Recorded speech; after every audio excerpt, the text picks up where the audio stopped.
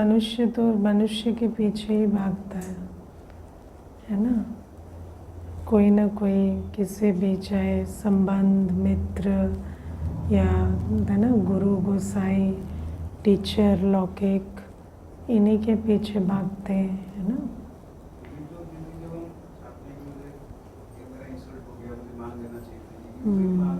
हाँ, ये सब भी मांगना है। और स्थूल चीज़ें नहीं मांगते तो वैसे प्यार दो, सम्मान दो, वो मांगते रहते हैं। कृपा करो, शक्ति दो, शांति दो। शक्ति शांति मांगने से थोड़ी मिलेगी, याद करने से मिलेगी। लेकिन कई ऐसे भी कहते हैं हमने कभी कुछ नहीं मांगा भगवान से, बस शक्ति मांगते हैं, है ना। तो शक्ति भी मांगने से नहीं मिलती, मांगने से कुछ नहीं मिलता। इस दुनिया में आप जब भी मांगते हैं तो मंगता को कुछ नहीं मिलता, क्योंकि मंगते की वाइब्रेशन ही ऐसी है कि वो मंगता ही रहेगा, है ना। इसीलिए कभी मांगना नहीं है। जब आप मंगतापन से उठेंगे, जब आप अपने स्वमान में स्थित होंगे, बाबा की याद में बैठेंगे, तो अपने आप सारी मनोकामनाएं पूरी होंगी। लेकिन अगर आप मंगता बनकर उसी लो कॉन्शियसनेस में मांगते रहें तो कुछ नहीं मिलेगा, क्योंकि आपकी स्थिति आपकी प्राप्ति का आधार है। पर अगर स्थिति ही मंगता की है तो मंगता को क्या मिलेगा। दुनिया में भी कहते हैं beggars can not be choosers, है ना। मंगता को कुछ नहीं मिलता। किसी को आप, है ना, वैसे देखो, मुझे याद है कि एक भाई था, वो कहता कि मैंने जो शादी की जब, तो मेरी जो युगल हैं उनके प्रति मुझे बहुत रिगार्ड था। मुझे लगता था ये बहुत विशेष है, प्रतिभावान है, टैलेंटेड है, और मेरे से अच्छे मार्क्स आते थे कॉलेज में, सब कुछ। तो शादी हुई, कहते बाद में वो मेरे ही पीछे हमेशा पड़ी रहती, तुम इसको क्यों देख रहे हो, तुम इससे क्यों बात कर रहे हो, मुझे अटेंशन दो, मुझे टाइम दो। कहते मेरा सारा इंटरेस्ट ही लूज़ हो गया। मुझे ऐसा लगा कि क्या टैलेंटेड है, क्या प्रतिभावान है, जो सारे दिन मुझ जैसे तुच्छ व्यक्ति के पीछे पड़ी रही। मैं तो कुछ भी नहीं हूँ, है ना। और मेरे लिए मेरा अटेंशन, मेरा टाइम, उसकी क्या वैल्यू है। मेरा अटेंशन कभी किसी ने नहीं मांगा लेकिन उस बात से मेरे, ऐसा नहीं है कि संबंध नहीं है या प्यार नहीं है, पर वो सम्मान खत्म हो गया। तो आप सोचो कि जो हमारी जो मंगतापन की स्थिति होती है, मंगतापन बहुत लो कॉन्शियसनेस है। हमें कभी भी मांगना नहीं, और नहीं मांगना मतलब सिर्फ ऐसा नहीं कि ईगो रखनी है कि नहीं मांगना, लेकिन विधि पता है। अगर हम अपनी आत्मिक स्मृति में स्थित होंगे, अभी देखो हमारी जो क्या कहें, जो कॉन्शियसनेस है या जो हमारी एनर्जी है, वो नीचे और चारों तरफ फैली रहती है ना, बॉडी में और पूरे विश्व में बाहर। तो जितना आप उसको समेट कर यहाँ लेकर आएंगे, अपनी बुद्धि को जितना समेटेंगे, देह से भी समेटेंगे, देह की दुनिया से भी समेटेंगे, और अपने आप को अनुभव करेंगे कि मैं वास्तव में कौन हूँ। और जो बाबा ने हमें ज्ञान दिया है, उस आधार से आप अपने स्मृति, श्रेष्ठ स्मृति, सो शक्तिशाली स्वरूप में स्थित होंगे। तो नेचुरल है कि आपका बाबा के साथ, आत्मा का है ही बाबा के साथ अविनाशी संबंध, और जितना हम उस संबंध के अनुभव में रहेंगे, हमारी अपनी वाइब्रेशन जो है वो कैसे हो जाती है, सतो प्रधानता की तरफ जाती है। और सतो प्रधान आत्मा को प्रकृति और सर्व आत्माएं खुशी खुशी सेवा देती, उसको कभी मांगना नहीं पड़ेगा। जब किसी की वाइब्रेशन प्योरिटी की होती है ना, तो उनको सर्व करके प्रकृति और आत्माओं को सुख मिलता है। वो आपको कुछ और दे ही नहीं सकते, है ना। तो बाबा हमें ये जो विधि सिखाते हैं कि अपने को आत्मा समझ, बाबा को याद करो और उसी से ही, और कोई बाबा देता है ऐसा भी नहीं है। बाबा तो हमें अपने संग के रंग से ऐसा डिज़र्विंग, ऐसा सतो प्रधान बना देते हैं कि उस आत्मा को सब कुछ आप पे ही प्राप्त होता है। और आत्मा का मूल स्वरूप ही ये है कि वी डिज़र्व एवरीथिंग। आत्मा है ही श्रेष्ठ, आत्मा है ही योग्य, उसको क्यों नहीं प्रकृति सेवा करेगी। ये पूरे पांचों तत्व हमारी सेवा के लिए। लेकिन आज आत्मा ने इतना बुरा अपना हाल कर रखा है कि, है ना, हम जाके मूर्तियों से मांगते। मूर्ति क्या है? 5 तत्व का पुतला है। तो वो तत्व पूजा हुई। चैतन्य आत्मा तत्व से मांग रही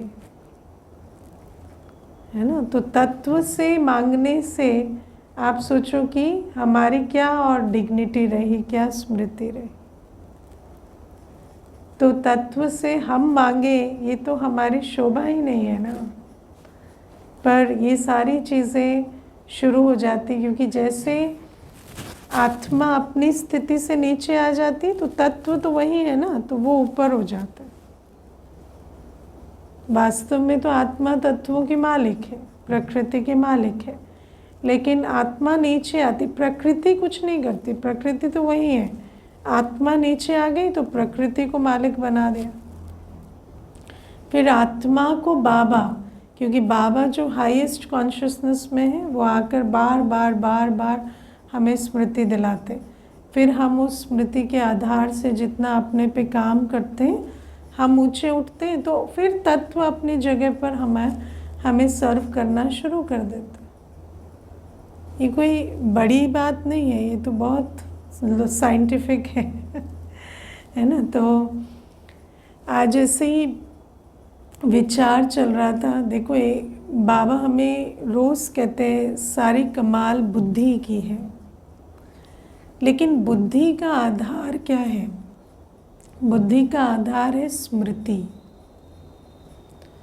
क्योंकि वृत्ति, दृष्टि, संकल्प, कर्म, याद, सब कुछ एक्ट है।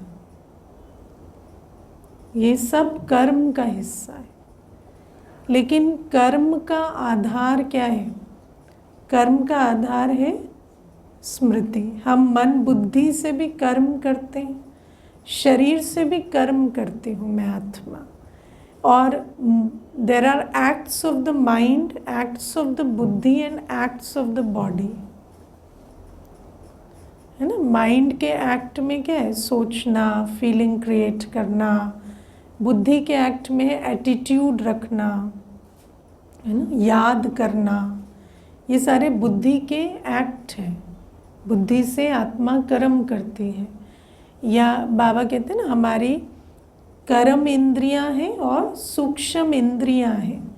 वो इंद्रियां भी कर्म के लिए मिली हैं। तो सिर्फ वो एक्ट नहीं है जो हम आँख, कान, नाक, मुख, त्वचा से करते हैं, पर हम मन बुद्धि से भी बहुत सारे कर्म करते हैं। हालांकि उसमें हम कभी कभी ये भी कहते हैं कि वो जो कर्म है उससे कार्मिक अकाउंट थोड़ा कम बनता है ना। हालांकि वाइब्रेशन आत्मा की डिप्लीट होती है, चार्ज होती है, लेकिन कार्मिक अकाउंट मोस्टली तब बनता है जब हम कर्मों में आते हैं, जब हम शरीर से कर्म करते हैं। इसीलिए बाबा कई बार कहते हैं मानो संकल्पों में तूफान आ भी गए तो कर्म में नहीं लाना, क्योंकि कर्म में ले आते हैं तो कार्मिक अकाउंट बन जाता है। फिर वो अकाउंट एक के बीच नहीं होता, फिर वो साइकिल बन जाता है ना। जैसे मेरे अंदर मनसा में कई संकल्प चले मान लो, फिर मैंने उसको व्यक्त नहीं किया तो क्या हुआ, बस ये मेरी बात है, ये मेरे अंदर रहा। फिर मैंने उसको संकल्प चले, मैंने फुल स्टॉप लगाया, बाबा को याद किया और उसको विकर्म को विनाश किया। ठीक है, ये तो ठीक है। लेकिन मान लो मैंने उन संकल्पों को व्यक्त कर दिया, अब क्या है, बोल दिया, तो अब ये ऐसा नहीं है कि मैं अकेले अकेले सेटल कर लूँगी अब उसमें एक चक्र शुरू हो जाता है, क्योंकि आप तो बाबा की याद में बैठे हो, लेकिन वो तो संकल्प चला रहा है, आप है ना। फिर फिर वो संकल्प चलाते चलाते फिर वो आगे बोलेगा, फिर उस बोल को भी आपको फिर सहना पड़ेगा, समाना पड़ेगा। तो उसको बाबा कहते हैं कि हालांकि मन बुद्धि दोनों से कर्म होते हैं, लेकिन अगर हम शरीर से कर्म कर देते हैं, है ना, आँखों से किसी को एक दृष्टि दे दी ऐसी, या है ना मुख से बोल देते हैं, या हाथों से कोई ऐसी लेन देन कर लेते हैं, या कोई ऐसे किसी के यहाँ जाकर कोई है ना कर्म कराए, तो उसमें फिर वो बहुत कॉम्प्लिकेटेड हो जाता है। तो इसीलिए बाबा हमें कई बार ये बात मुरली में कहते हैं कि चलो अभी तक उतनी परिपक्वता अगर नहीं भी है कि तुम मन बुद्धि पर भी नियंत्रण रख सको, तो कम से कम अंदर तूफान आए तो भी बाहर उसको व्यक्त मत करो, है ना। या सपोज काम विकार के तूफान आए तो कम से कम शरीर से कर्म मत कर दो, है ना। तो वो कार्मिक अकाउंट बन जाता है। अब बाबा हमें ये बात समझाते हैं लेकिन कि आत्मा मन बुद्धि से भी कर्म करती है, और हमारे सारे कर्मों का आधार क्या है, हमारी स्मृति। ठीक है, अब हम जब मुरली सुनते हैं या वैसे भी जनरली हमारा आइडिया क्या है, कर्म इम्पोर्टेंट है ना। जैसे अभी मुझे पीछे एक भाई आए थे, तो वो थोड़ा है ना स्पिरिचुअलिटी में रहे, तो मुझे बहुत अच्छी बात वो पूछते, आप लोग क्या करते हैं। तो मैंने कहा हम क्या करते हैं वो सेकेंडरी है, हमारी अवेयरनेस हमारी सबसे बड़ी चीज़ है। हम किस अवेयरनेस में रहते हैं वो हमारी सबसे बड़ी चीज़ है। हमारे एक्ट तो हमारी अवेयरनेस का बाय प्रोडक्ट है। अगर हम कुछ नहीं भी कर रहे डजेंट मैटर, पर हमारी कमाई होती है हमारी अवेयरनेस से ना। तो हमारे ये जो हमारी ब्राह्मण जीवन में सबसे बड़ा रोल किसका है, स्मृति का, क्योंकि हमारा स्मृति के आधार से वृत्ति दृष्टि कृति है ना, सब कुछ हमारा स्मृति के आधार से। और जब स्मृति नहीं है तो भक्ति और ज्ञान मार्ग में ज़्यादा अंतर नहीं। जहाँ स्मृति श्रेष्ठ नहीं होती वहाँ हर चीज़ जो आप कर रहे हैं वो एक रस्म या रिवाज होता है। जहाँ आपकी स्मृति नहीं है कि मैं क्यों उठ रहा हूँ सुबह, मैं बाबा को क्यों याद कर रहा हूँ, अगर आपको वो क्यों याद ही नहीं है या मैं कौन हूँ याद ही नहीं है, तो अमृत वेला भी एक रस्म रिवाज हो। जैसे दुनिया में लोग बहुत भक्ति में भी 4 बजे नहीं तो 5 बजे उठ जाते, तो वो एक नियम हो गया। या ऐसा नहीं है कि नियम का बल नहीं होता, नियम का भी बल होता है, नियम का भी बल होता है, मर्यादा का भी बल होता है, हर चीज़ का बल होता है, लेकिन वो योग बल में नहीं गिना जाता ना। उसका अपना महत्व है, ऐसा नहीं है कि उसका महत्व नहीं है, उसका भी अपना महत्व है। नियम से कोई उठता है तो उसको भी नियम का बल मिलता है। नियम का बल भी इतना बड़ा बल है कि 4 बजे आपको कोई तंग नहीं करेगा। अगर आप 4 बजे रोज उठते हैं, रोज बैठते हैं, तो 4 से 4:45 आपके नियम के बल के आधार से आपको प्रकृति कोऑपरेट करेगी, है ना। आप सोचो, आप रोज अगर वॉक पे जाते हैं, रोज कभी छोड़ा नहीं है, तो आप 80 की आयु में भी वॉक पे जा सकते, 90 की आयु में भी जा सकते, क्योंकि आपने वो नियम पालन किया। तो नियम का अपना बल है, ऐसा नहीं कि नियम का महत्व नहीं है, लेकिन बाबा हमें कहते हैं मैं तो तुम्हें बहुत बड़ा खजाना दे रहा हूँ ना, नियम से भी बहुत बड़ा खजाना है। तो स्मृति का बल। अब हम अपने आप को पूछें कि हम सब कुछ स्मृति स्वरूप होकर करते हैं, क्योंकि स्मृति स्वरूप होकर जब हम करते हैं तो उसमें विकर्म विनाश होते हैं, तो उसमें मोह नष्ट होता है, तो उसमें बहुत सारी जो बाबा कहते हैं प्योरिफिकेशन, वो प्योरिफिकेशन स्मृति स्वरूप होकर हर कर्म करने से मिलती है ना। अब वो स्मृति, आप अपने आप को आज ऑनेस्टली पूछना, मेरी स्मृति क्या है, मैं कौन हूँ। हम कह देते हैं मैं आत्मा हूँ, पर आत्मा तो पापात्मा भी होती है। आत्मा के साथ तो बहुत सारी संज्ञा यूज होती है ना, देवात्मा, साधारण आत्मा, पापात्मा, पुण्य आत्मा, महात्मा। तो मैं कौन मैं आत्मा हूँ, तो मैं कौन सी आत्मा। और क्लास में हम कह देंगे कि मेरी स्मृति है, मैं आत्मा हूँ, पर क्या स्मृति है, या एक्चुअली मेरी स्मृति क्या है, मैं कौन हूँ। ये अपने आप से बहुत डीपली पूछने का प्रश्न है, क्योंकि मोस्टली तो स्मृति जो है वो यही रहती है कि मैं माँ हूँ, या है ना पिता हूँ, या बच्चा हूँ, या है ना युगल हूँ, या गृहस्थ, मैं जिम्मेवार हूँ, या तो घर के लिए या बिजनेस के लिए। तो हमारी जो स्मृति है, अगर वो अभी भी देह की स्मृति से जुड़ी हुई है, तो फिर पहले तो हम अपनी स्मृति पर काम करें। अब स्मृति पर काम कब किया जाता है, अमृत वेले रोज स्मृति का तिलक लगाएं, है ना। और बाबा हमें कहते हैं अपने को मैं कौन सी आत्मा हूँ। बाबा हमें जब हमारा परिचय देते हैं ना, तो हमें बाबा कहते हैं मैं ब्राह्मण सो, फरिश्ता सो, अनादि स्वरूप, ज्योतिबिंदु सो, देवता सो, है ना, क्षत्रिय सो, फिर पूज्य आत्मा हूँ। ठीक है ना। तो ये मेरी स्मृति होनी चाहिए। मेरी स्मृति में या मैं परमात्म संतान हूँ, या मैं बाप के गुणों शक्तियों में मास्टर सागर हूँ, तो ये मेरी स्मृति होनी चाहिए। तो बाबा हमें श्रेष्ठ स्मृति दिलाते हैं, लेकिन उस श्रेष्ठ स्मृति को मैंने धारण किया है, क्योंकि धारण करने के लिए तो हमें फिर चर्निंग चाहिए ना। तो अगर वो इनर वर्क नहीं किया है, तो स्मृति क्या रहती है, हमेशा मंगता की रहती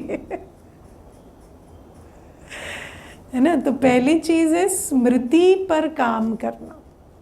और हमारा जो सारे जीवन का आधार है ब्राह्मण जीवन का, वो हमारी श्रेष्ठ स्मृति है। मुझे याद है एक बार एक कुमार भाई बहुत अच्छी मुझे एक बात कहता, वो मुझे कहता कि मैंने कोर्स किया, फिर कोर्स करने के बाद मुझे निश्चय भी हुआ, मुझे ज्ञान पर भी बाबा पर भी पूरा निश्चय हुआ, लेकिन मैं कुछ दिन सेंटर गया, मुरली सुना, फिर मुझे लगा नहीं मैं तो पढ़ाई में बिज़ी हूँ, मैं तो नहीं कर सकता, तो मैंने जाना छोड़ दिया। फिर कहता फिर उसके बाद ना कुछ सालों के बाद मैं फिर कंटिन्यू किया। तो मैंने कहा वो कैसे हुआ। तो मुझे कहते मैं जिस कोचिंग में पढ़ता था, उस कोचिंग में एक टीचर पढ़ाते थे। तो वो टीचर कोई एक पंथ में चलते थे। तो वो जो पंथ था, वो जो भी उनकी जो फिलॉसफी थी या उनकी जो प्रैक्टिसेस थी, वो मुझे तो कुछ ऐसे सेंसिबल या ख़ास नहीं लगती थी, लेकिन वो अपने हर क्लास में कुछ ना कुछ उस पंथ से कोई ना कोई आइडिया या कोई ना कोई बात या कोई ना कोई प्रैक्टिस जैसे बच्चों को देते ही थे। तो मुझे उस दिन ऐसा आया कि इनके पास कुछ भी नहीं है, लेकिन देखो ये कैसे एकदम इनको नशा कितना है, तो ये उसमें चल रहे हैं। और मेरे को भगवान मिला, मुझे पता भी है, मुझे निश्चय भी है, मुझे सत्य ज्ञान मिला जिससे मैं सचखंड का मालिक बनूंगा, और मैं उस पे नहीं चलता। तो मैं वहाँ से मैं फिर सेंटर जाना शुरू किया। तो कहते मुझे स्मृति आई कि तुम ब्राह्मण हो, तो तुम अपनी चीज़ पर क्यों, है ना, क्योंकि कई बार क्या होता है कि बाबा हमें कहते हैं ना, किसी का गुण देखकर आपको गुण मिल जाता है, तो उसको भले ही झूठी स्मृति है, पर उसको जो स्मृति है उसको, उस स्मृति को अनुभव करके उसको भी ऐसा लगा कि मेरी स्मृति क्यों डल हो गई है, मैं भी तो अपनी स्मृति पर पक्का रहूं ना। तो बाबा हमें कहते हैं कि रोज़ बैठकर मनन चिंतन करो, सिमरन करो कि मैं कौन हूँ। और मैं हमेशा जब सतयुग में मैं देवात्मा के रूप में जब मैं याद करती हूँ, तो मुझे ऐसा लगता है कि देखो, सतयुग में आप किसी को फोर्स नहीं करते, ना कह के, ना अपनी अथॉरिटी से। सतयुग में देयर इज़ नो फोर्स, लेकिन प्रकृति और सर्व आत्माएं आपको स्नेह और सम्मान देने के लिए खुश होती है, सहयोग देने के लिए खुश होती है। तो किस आधार से? तो उतनी सतो प्रधानता है ना सतयुग में, तो उस सतो प्रधानता को इमर्ज करो। जब सतयुग जाते हैं तो उस सतो प्रधानता को इमर्ज करो, तो वो सतो प्रधानता आपको अनुभव होगी कि उस सतो प्रधानता के आधार से ऑटोमेटिक प्रकृति और आत्माएं, और जब मैं सतो प्रधान हूँ तो मेरा कर्म भी तो दाता का होता है, मैं भी तो हर एक को खुले दिल से स्नेह और सम्मान दे रही हूँ,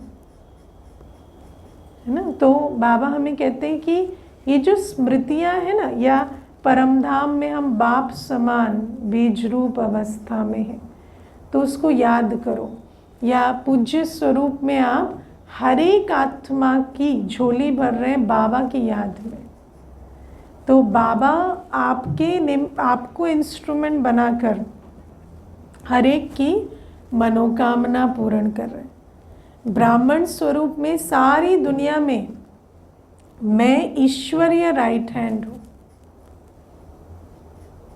मुझे बाबा चुनते हैं अपने मनुष्य से देवता बनाने के और नरक से स्वर्ग बनाने के कार्य के लिए।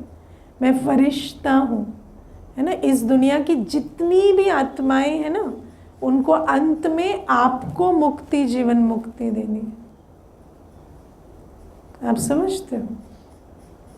चाहे राजनीति वाले हैं, चाहे धर्म वाले हैं, चाहे साधु समाज है, चाहे तड़पती बिलखती आत्माएं हैं, चाहे विज्ञान के बड़े बड़े अथॉरिटी हैं, हर एक को अंत में आप फरिश्ता स्थिति से मुक्ति, जीवन मुक्ति का वर्षा देंगे। और उस समय जीवन मुक्ति तो पुरुषार्थ से होती है, तो मुक्ति का वर्षा बाबा मेरे द्वारा दिलाएंगे।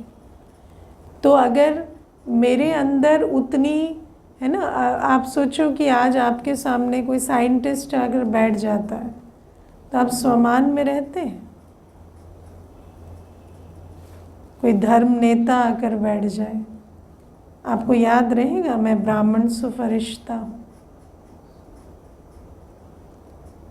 है ना। फिर देह अभिमान तो नहीं आ जाएगा ना? इतना स्नेह से, सम्मान से उनको ज्ञान सुना सकें और इतना उनकी धरनी अपनी शुभ भावना शुभकामना से तैयार कर सकें। आत्मिक दृष्टि रखते हैं। तो बाबा हमें कहते हैं इतना हमें अपने अंदर स्मृति रखनी है। और आप सोचो कि जब हम वो लो स्मृति जिसमें हम ऑल द टाइम रहते हैं, है ना, साधारण स्मृति, उससे निकल जब हम अपने को मैं वास्तव में कौन हूँ। आप देखो हर आत्मा के अंदर अपने आदि मध्य अंत की एक कहानी होती है ना। अपने आदि मध्य अंत की स्टोरी हर आत्मा हर सेकंड अपने साथ कैरी करते हैं। अब वो आदि मध्य अंत जब हद का होता है ना, मेरा 6 वर्ष की आयु में एक्सीडेंट हो गया था, 8 वर्ष की आयु में माता ने शरीर छोड़ दिया था, है ना। ये जब भी आप एक आत्मा के साथ बैठेंगे तो आपको अपने एक आदि मध्य अंत की कहानी, वो भी कोई फुल स्टोरी नहीं होती है, जो स्नैपशॉट्स उसने अपनी लाइफ से खींच के रखे हैं वो आदि मध्य अंत की कहानी उसके अंदर होती है। इवन अंत की भी होती है कि मुझे बाद में ये करना है या ये स्टेज पे पहुंचना है, जिसकी हद की भी होती है तो मुझे ये कमा के बच्चों के लिए छोड़ जाना है ना, या बच्चों की शादी करा देनी है। तो इतना तक आत्मा प्लान करके रखती है, करती है नहीं। तो हमारी जो उसको हम कहते हैं स्मृति। स्मृति कभी एक पॉइंट ऑफ टाइम की नहीं होती। स्मृति वो पूरी स्टोरी होती है जो आप अपने अंदर कैरी करते हैं, और वो स्मृति ही आपका जो ऑल्टीट्यूड है या आप क्या कर सकते हैं, आपकी समर्थी डिटरमिन करती है ना। मुझे याद है एक बार एक भाई आए थे तो मुझे कहते कि मैं जब छोटा था तो हमारा बहुत बड़ा पेट्रोल पंप था, तो हम बहुत रिच थे और मेरे फादर बहुत अच्छे बिजनेसमैन थे, लेकिन धीरे धीरे वो सब कुछ ख़त्म हो गया, कुछ प्रॉब्लम्स आई। फिर अभी मैंने फिर से बिज़नेस एस्टैब्लिश किया। तो मैंने उनको कहा कि आपको ये कॉन्फिडेंस कैसे आया, क्योंकि मोस्ट ऑफ योर लाइफ तो आप पॉवर्टी में ही रहे ना, क्योंकि वो कहते मैं हमारे यहाँ खाने को भी नहीं होता था। तो मैंने उनको कहा आपको वो कॉन्फिडेंस कैसे आया कि आपने दोबारा से, है ना, एक ही बच्चा, कोई भाई बहन नहीं, कोई नहीं, तो अपना फिर से बिजनेस एस्टैब्लिश। तो कहते क्योंकि याद था ना कि बचपन में तो ऐसे थे, तो याद तो रहता है ना दीदी कि हम कौन हैं। तो हम कोई गरीब थोड़ी हैं, गरीब हो गए थे हम, लेकिन हमारे अंदर बिजनेस एक्यूमेन भी है और हमारा धन धान्य संपत्ति का योग भी है। तो आप सोचो स्मृति कितनी बड़ी चीज़ होती है। तो बाबा हमें कहते हैं कि अब तुम इस बेहद की स्मृति को इमर्ज करो कि मेरी फुल स्टोरी क्या है। मेरी फुल स्टोरी में कोई भी हद की बात नहीं है। मेरी फुल स्टोरी में मास्टर सागर की अवस्था है, सतो प्रधान की अवस्था है, संपूर्ण दाता स्वरूप की अवस्था है, परमात्मा का संपूर्ण राइट हैंड बनने की अवस्था है, और हर आत्मा को मुक्ति, जीवन मुक्ति का अंतिम जो है ना गिफ्ट देने की भी मेरे अंदर स्मृति है। तो उस स्मृति को आप जितना पानी डालेंगे रोज़ अमृत वेले, तो आपको, एंड इतना इजी नहीं होता, बहुत सालों में धीरे धीरे धीरे धीरे वो ताला खुलता है और वो अनलॉक होता है कि हु एम आई रियली। और जैसे जैसे वो ताला खुलता है और आपको वो रियलाइज़ होता है ना, तो फिर उसके आधार से जो आपको जो भी हमें बाबा कहते हैं वो बहुत नेचुरल है, कोई बड़ी बात नहीं है। बाबा को याद भी नहीं करना पड़ेगा। जब मैं हूँ ही ये आत्मा और मुझे अब ब्राह्मण सो फरिश्ता सो देवता बनना है, तो मुझे तो याद ही बाबा को करना है ना, क्योंकि मुझे बनाने वाला तो वही है। तो इसीलिए बाबा कहते हैं कि बुद्धि से काम लो। और मुरली सुनाने वाला बाबा को हम कब देखेंगे? जब हम अपने को वो आत्मा समझेंगे जो पूरे कल्प के बाद आज ब्राह्मण बन फरिश्ता सो देवता बनने के लिए प्रस्तुत हुई है। तो ये स्मृति के आधार से हमारी वृत्ति है ना, हम शरीर क्यों देखते हैं? क्योंकि हमें देह की अपने प्रति वो स्मृति। और जब हम सेवा करते हैं, जब हम किसी को ज्ञान सुनाते हैं या वैसे भी संबंध संपर्क में किसी के आते हैं, तो अगर मेरी दृष्टि आत्म अभिमानी है, संपूर्ण रूपेण आत्म अभिमानी, क्योंकि जब आप आत्म अभिमानी स्थिति में, संपूर्ण आत्म अभिमानी स्थिति माना मेरा पूरा आदि मध्य अंत, तो मैं कौन हूँ? मैं ब्राह्मण सो फरिश्ता सो देवता आत्मा हूँ। तो उस आत्मा की वृत्ति कैसे होगी? मैं तो हर आत्मा को एक पवित्र आत्मा की तरह देखूंगी ना। लेकिन हम कंफ्यूज किससे होते हैं?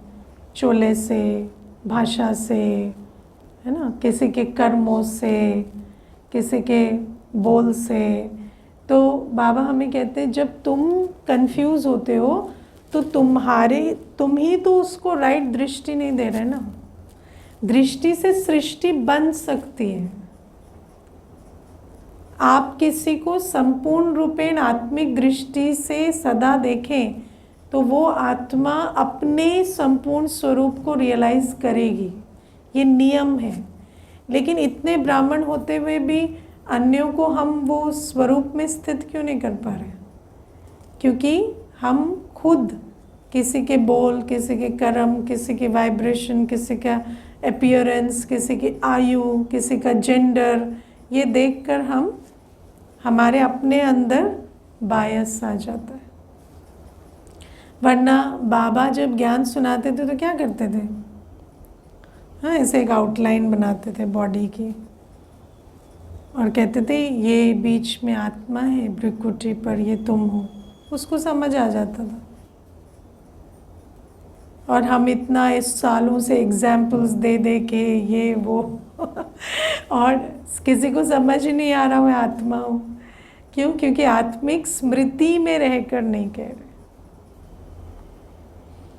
ना। अब प्योरिटी तो हमारी नेचुरल स्टेट है ना, लेकिन वो इमर्ज कब होगी? जब हमारे को उतनी ऊंची स्मृति रहे।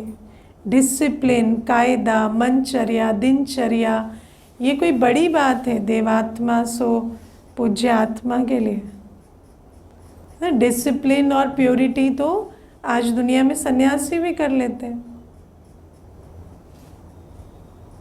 है ना। एक गेरुआ वस्त्र पहनने से इतनी उनको नशा आ जाता है बुद्धि में। और हमें डिसिप्लिन और क्योंकि हम गृहस्थ व्यवहार में रहते हैं, हम सारे दिन, है ना, मुरली सुने, हाँ मैं आत्मा हूँ, घर गए, अच्छा मैं तो माँ हूँ। तो हम सारे दिन डोल रहे हैं ना। वो तो घर छोड़ देते हैं, तो सारे दिन क्या याद करें? मैं सन्यासी हूँ, मैंने घर बार छोड़ा है।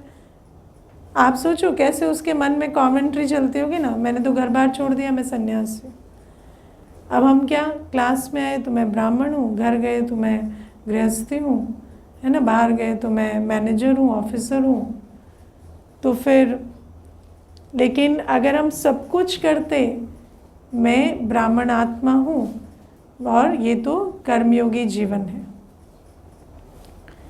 तो स्मृति को हिलने नहीं दो। तो हर कार्य करते प्योरिटी, है ना, सेवा, सब कुछ अपने आप नेचुरल होता रहे। बाबा की याद भी बहुत सहज रहेगी। तो ये सबसे पहली चीज़, क्योंकि आज बाबा हमें बुद्धि के बारे में बहुत समझाते हैं कि बुद्धि से काम लेना है ना, कौन पढ़ा रहे, क्या पढ़ाई, लेकिन वो बुद्धि का आधार भी आत्मा की अवेयरनेस है। अगर हम राइट अवेयरनेस में नहीं हैं तो हमारी बुद्धि वैसे काम नहीं करती, है ना। फिर बाबा आज हमें कहते हैं, बाबा हमारा श्रृंगार करते हैं और हम माया की धूल में उसे लथेड़ देते हैं। बाबा ने एक अव्यक्त मुरली में, मुझे डेट पता नहीं, याद नहीं, बहुत अच्छा श्रृंगार का वर्णन किया है। और बाबा उस मुरली में कहते हैं कि सतयुग में हम बहुत अलग अलग ड्रेस चेंज करेंगे, हर ओकेजन के लिए एक ड्रेस है ना, और उस ड्रेस के साथ फिर श्रृंगार भी अलग अलग। तो बाबा हमें कहते हैं वो रस्म अभी पड़ती है तो अभी हमें हर समय अमृत वेले, क्लास में, ऑफिस में, घर में अलग अलग ड्रेस पहन के रहना है और अलग अलग श्रृंगार के साथ रहना है। किसको? आत्मा को और ड्रेस का मतलब होता है स्वमान। हमारे अलग अलग स्वमान हमारी ड्रेस होते हैं, है ना, और उस स्वमान के आधार से फिर हमारा श्रृंगार भी वैसा मैचिंग होना चाहिए। ठीक है, तो हर समय एक ही स्वमान, एक ही श्रृंगार में नहीं रहेंगे, अलग अलग स्वमान, अलग अलग श्रृंगार। तो अमृत वेले कौन सा स्वमान रहेगा?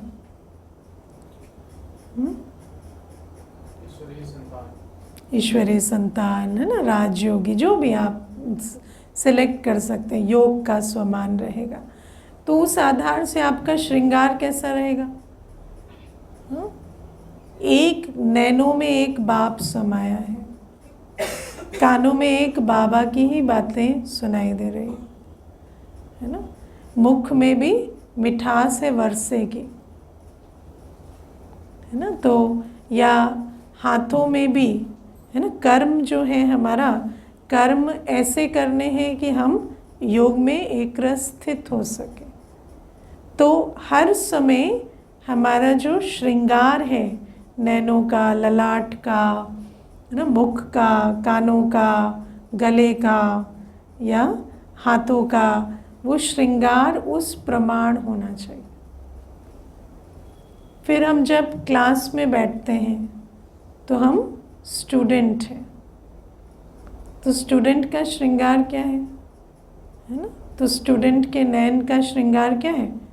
नैनों में पढ़ाने वाला समाया हुआ, एक बाबा नैनों में, कानों में एक बाप की मुरली ही सुनाई दे, उस समय और कोई बात हमें सुनाई ना दे, भले बगल में कोई बैठ के बात भी कर रहा है तो भी मुझे सुनाई ना दे। उसको इशारा तो दे सकते हैं लेकिन इरिटेट ना हो मुझे इतना, है ना, या मान लो कोई और साउंड है जो बाहर से आ रही है, मुझे वो सुनाई ना दे, मुझे एक बाबा की बात सुनाई दे, है ना। गले का श्रृंगार क्या है? बिल्कुल शांति तो बाबा कहते हैं इस प्रकार से हर समय कर्मयोगी जीवन में जाते हैं तो क्या स्वमान रखना है? मैं विश्व कल्याणकारी आत्मा, है ना, या मैं कर्म योगी आत्मा हूँ।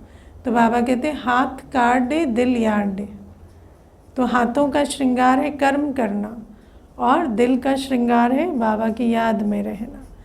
तो ऐसे हर एक समय पर अलग अलग श्रृंगार में रहना।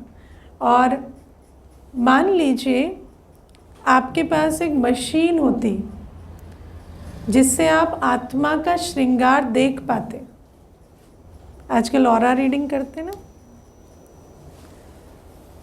है ना, तो जैसे ये तो स्थूल में नहीं दिखेगा लेकिन अगर आप श्रृंगार धारण करके बैठे हैं तो हो सकता है भविष्य में कोई ऐसी मशीन बने या जब साक्षात्कार होते हैं तो आपके श्रृंगारित रूप का साक्षात्कार होता है। वतन में हमें बाबा इमर्ज करता है तो हमारे उस सूक्ष्म श्रृंगारित स्वरूप को इमर्ज करता है, हमारी पूरी ऑरा इमर्ज होती है ना। तो इसीलिए ये जो श्रृंगार है भले ही हम बुद्धि से धारण करते हैं पर ये हमारे सूक्ष्म शरीर में दिखाई देता है वो सूक्ष्म शरीर थैंकफुली अभी दुनिया वाले नहीं देख रहे हैं, वरना सब दूध का दूध पानी का पानी हो जाता है ना। तो दूध ही है ना कि पानी पानी है। बाबा हमें कई बार मुरली में ये बात कहते हैं कि ऐसा समय आएगा जब आप जो है जैसे प्रत्यक्ष होंगे, और वही प्रत्यक्षता का आधार बनेगा। हाँ, वो तो बहुत साधारण मशीन है, उससे भी आजकल मशीनें बन गई हैं जो ऑरिक फील्ड को देखती हैं।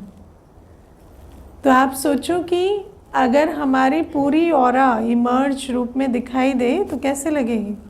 कानों में क्या दिखाई देगा, क्या सुनाई, क्या है कानों में, आँखों में, और बाबा को वो सारा दिखाई देता है।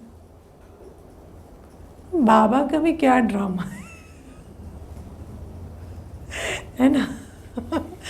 तो बाबा वो सारा देखते हैं।